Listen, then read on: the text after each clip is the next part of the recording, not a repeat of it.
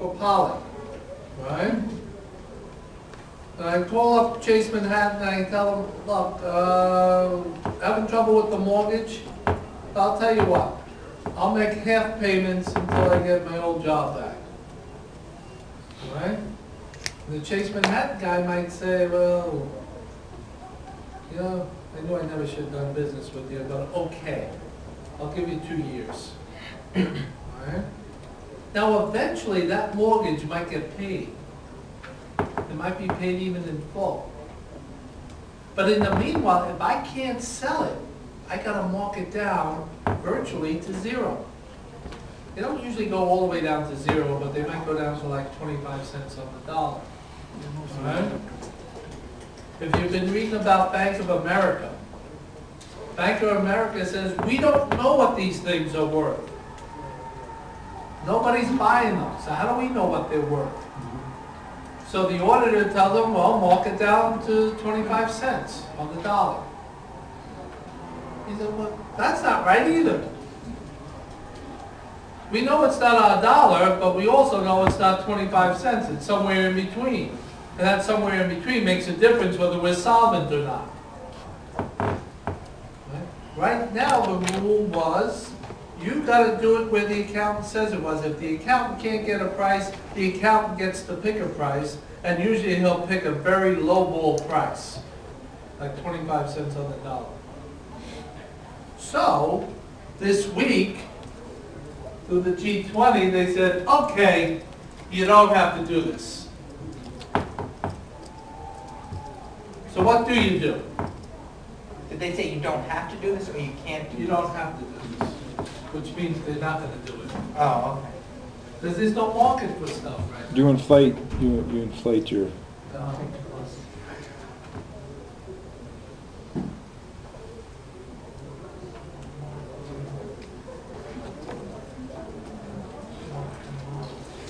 Do something called mark to model. What's the mark to model mean? Let's take mortgages as our example.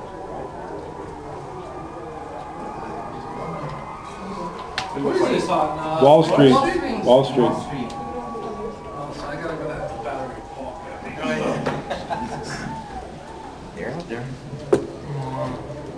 Usually I walk to Wall Street to get this, so I have it today. You might get...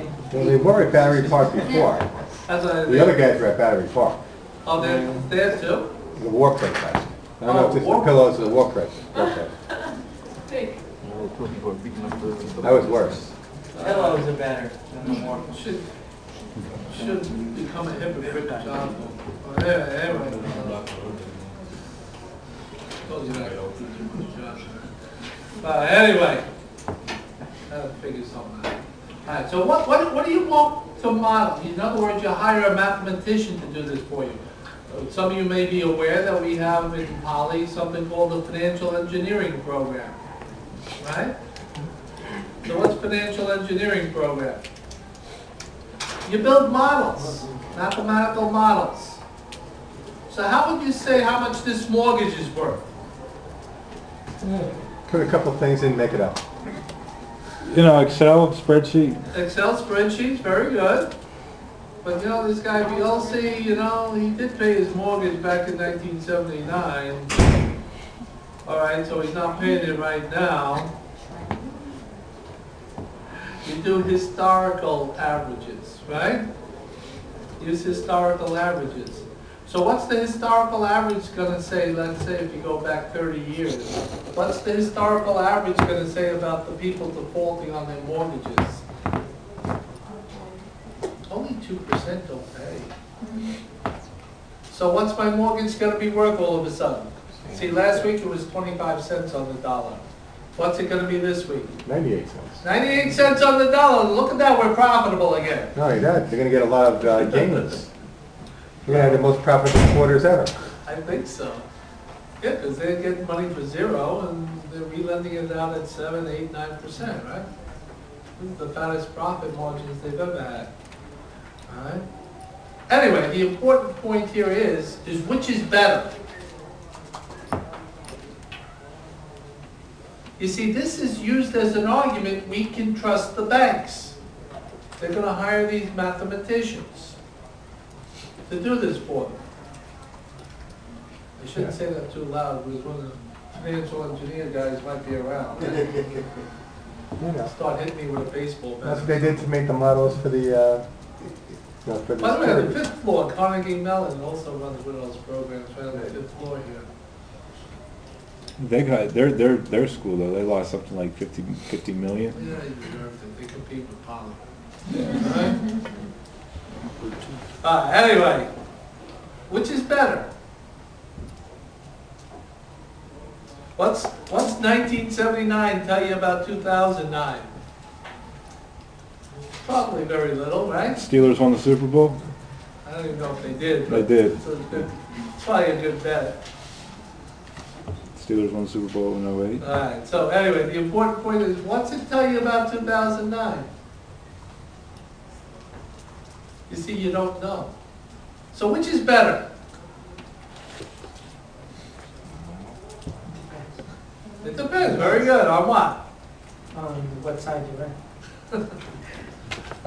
You see, on the mark to market, you're pulling the curtain aside and saying, this is where the banks really are.